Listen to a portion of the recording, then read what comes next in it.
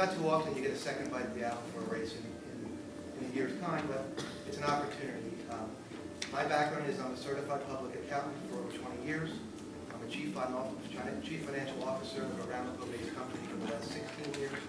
I've also done a lot of research and analysis on the fiscal condition of the town of Ramapo for the last number of years. A lot of those analyses were given and published in the newspapers. I've also shared that information a few years ago with the New York State Comptroller's Office. This is even before the most recent issues we've had in the town of Ramapo that culminated with the arrest earlier this year of Christopher St. Lawrence, SEC enforcement action against Michael Klein and the tax collector in the town of Ramapo. My financial background, I think, is definitely what's needed with the town of Ramapo right now.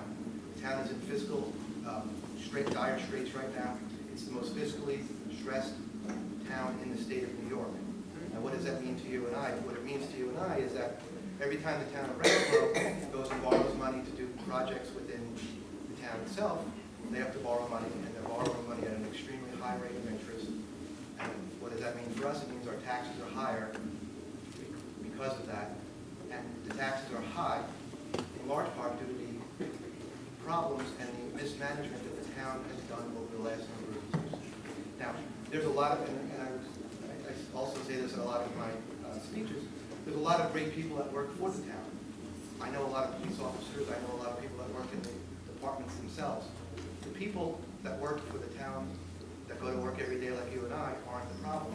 It's the leadership that's the problem. And the leadership, I think, has let us down because they haven't been great stewards, not only of our money, our tax money, but they haven't been great stewards of enforcing and distributing the money throughout the town in a fair way. You know, the town allocates millions of dollars every year to various nonprofit agencies throughout the town. And right now the town gets to decide through the supervisor and the board itself where the money gets allocated to. And for a long time what happens is people that are very loyal, whether it's a voter bloc or other groups, get the predominant amount of money that's allocated to the nonprofit. So it follows the money trails. Not only the people that only it's not always the people that necessarily need it, like in Spring Valley or in certain other areas within the town of Ramapo that get the predominance of the money. It generally goes out to a lot of the I'll call friends of Christopher. And that mentality, I think, has been prevalent in the town for so long. I bring a breath of fresh air.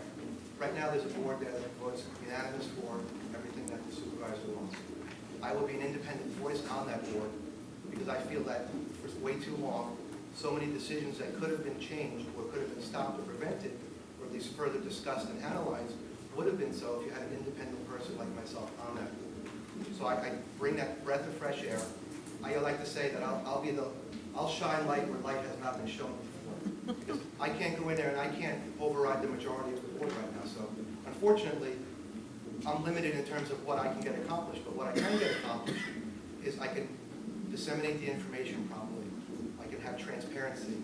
I can bring my financial background and try and encourage and try and let the other board members maybe look at things in a different approach or a different way. Because I think if we work together to solve solutions and have a well thought out and constructed thought pattern on those solutions, I think it was best for all of us in the town of Ramapo.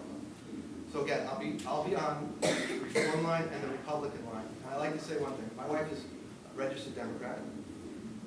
And I like to say that I'm running on the Republican and Reform line, but I'm also your advocate, I'm also your friend, and I'm your neighbor. And I won't let you down. I will be there. I come back to meetings like this. I come back. I'm a member of the Coupon Hillcrest group that I've been a member for over a year. So I'm very active and engaged in the community itself. So my door and my phone will always be open. So if there's ever questions that anyone has, they can always call me, and I will make sure that the secrecy and the non-transparency that's been going on in the town of Ramapo for way too long comes to an end.